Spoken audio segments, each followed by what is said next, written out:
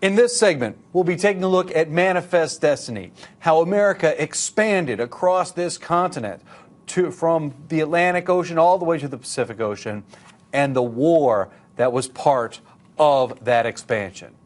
Let's start with the Louisiana Purchase of 1803. It all centered around the port city of New Orleans.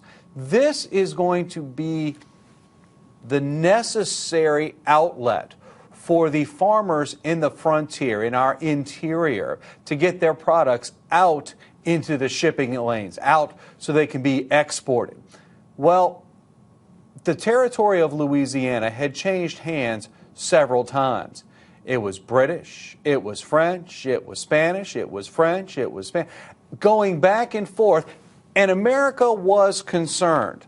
Thomas Jefferson knew that we needed to secure the rights to the port city of New Orleans, but it was owned by Napoleon Bonaparte of France.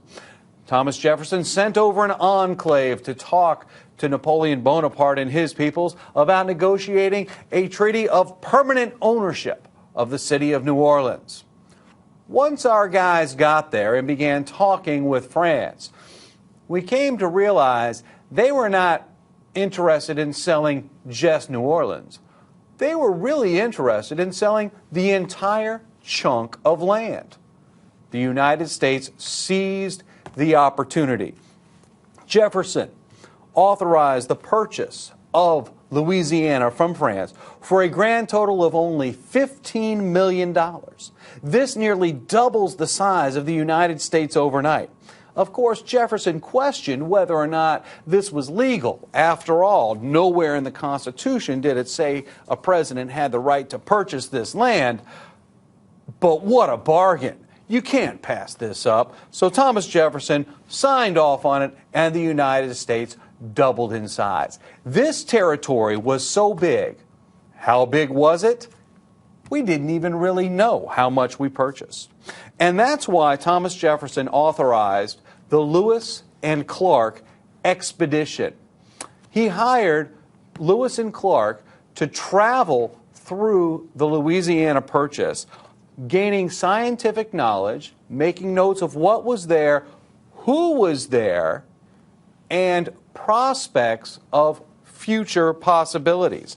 Now, these guys were also looking for a water route all the way out to the Pacific Ocean. This, Thomas Jefferson believed, would be the key to future progress. As these guys went out looking, they had a lot of help from this woman right here. Her name was Sacagawea. She was a first American woman. She served as their guide and translator in the second half of their journey. Her services were invaluable, and today we honor Sacagawea and her efforts by placing her on the $1 coin. We're going to have to fight a war. I've already mentioned that France and Britain were doing their thing, and America was getting caught up in problems that were going on over in Europe. Even though it wasn't necessarily our direct business, they kind of made it our business. America needed to fight the British again. We needed to fight the British again because of British impressment of sailors. That is to say, the British Navy was seizing American sailors and forcing them to serve in the British Army. We didn't think that was very fair. The British were also agitating the Indians in the West. While the British were supposed to leave their forts after the Revolutionary War, many stayed behind. And as it turns out, they were giving guns to the Native Americans saying, hey, go kill those new people. Go attack these new settlers. They will take your land and they will hurt you. So why don't you go beat up on them before they beat up on you? We were very upset about that. They were also interfering in our shipping as we were trying to trade openly and freely with the Dutch and with the French and even with the British. We didn't like that they were interfering with our shipping and costing us very important dollars. And of course, expansionism. America wanted to fight the British again because warhawks sought to claim parts of Canada as our own so that we could expand the United States. After those causes, eventually, enough had been done to warrant a declaration of war. Called Mr. Madison's War, the Federalist Party, James Madison was a Democratic Republican by the time, the Federalist Party opposed Mr. Madison's war, and they opposed his resolution, and they made fun of it, and they said we should not be doing this. The British could be our best trade ally. They even threatened to secede. We often talk about the secession of the South leading to the Civil War. It was the northern states that first talked of secession over the War of 1812. Battles were fought. Americans were pushed around. We won a few. We lost a few. The city of Washington, D.C. was even burnt to the ground. But we held on, and we secured our victory as the British realized at the end of 1814, we didn't need to fight this anymore.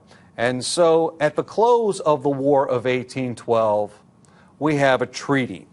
And in this treaty, when we're talking about the outcomes of the War of 1812, Andrew Jackson had become a prominent leader, a hero at the Battle of New Orleans, which was technically fought after the war was over, but still, it was a thumping, and that gained him enough popularity to help launch him into the presidency some years later.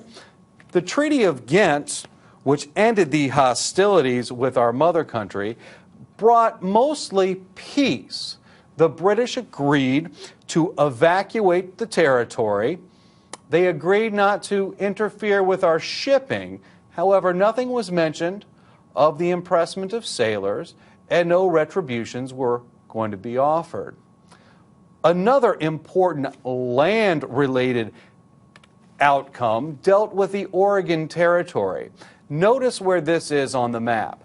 This gives us a claim to this land. We got to share it with several other countries, including Great Britain, and this would give us access to the Pacific Ocean, which would be very important to us for world trade. Also, at the conclusion of this war, there was increased migration of Americans into Florida. Eventually, the United States is going to put pressure on Spain, and we are going to purchase this territory from Spain in 1819 through 1821. So America is on the way to expansion.